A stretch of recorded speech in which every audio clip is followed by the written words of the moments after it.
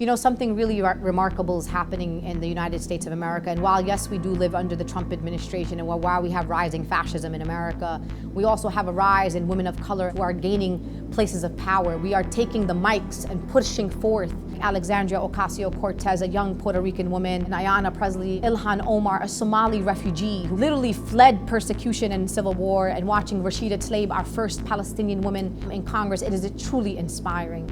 And what we are seeing in the States is that the most courageous voices, the most consistent voices in America are women.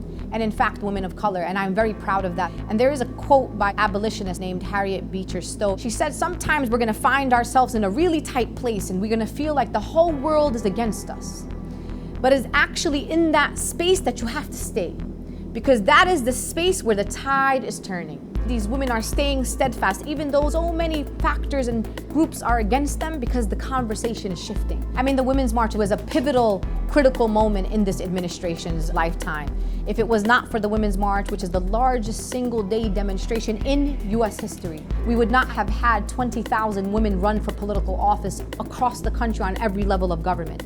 We would not have put 114 women in Congress. The largest new class in the Congress of the United States of America are women. And that is how Alexandria and Rashida and Ilhan and Ayanna Pressley and many other women have gotten into the Congress.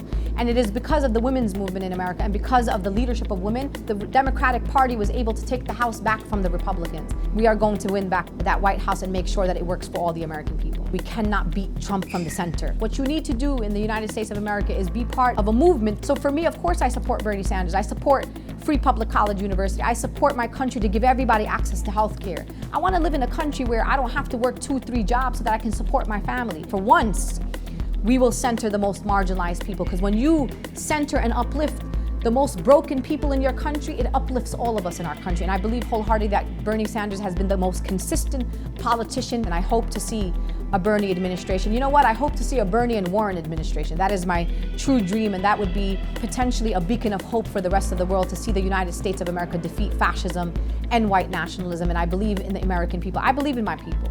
I believe that my people in America just want to live with dignity. They want to have the basic necessities. They all love their children. They all love their families. They all want to be safe.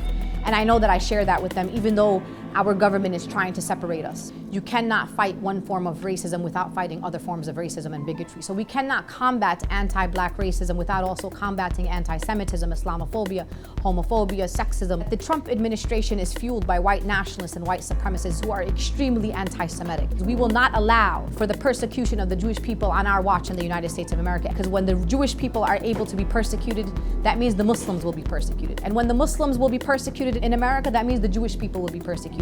So our solidarity is actually our safety. Our unity is going to protect all of us. I don't work to help just the Jewish people or just immigrants or refugees or Muslims. I believe that my liberation is bound up with all these groups. And if there's one group in my country that is not free, I am not fully free if others are not free.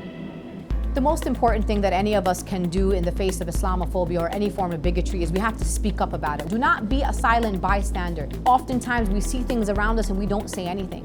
And when you don't say anything, we allow these things to escalate to the point where they become a human atrocity. And what I always ask people is never be a bystander and never be part of the silent majority. And my commitment, I'm not perfect, I'm not going to save the world, I'm not going to potentially have the biggest impact. But what I will be able to say generations from now is that I was not part of the silent majority, that I stood up in the face of oppression, in the face of adversity and opposition, to say what is wrong and what is right is right. And that if that meant that I only protected one person, that is enough for me. And I would be proud to say that I was able to do that. Thank you for having me, Double Down News. Please support their work. We need their voice. We need to have our voices, and you know a lot of people don't want our voices. So support them on Patreon. Allow them to be self-funded so they can stay bold and courageous and tell you the good news.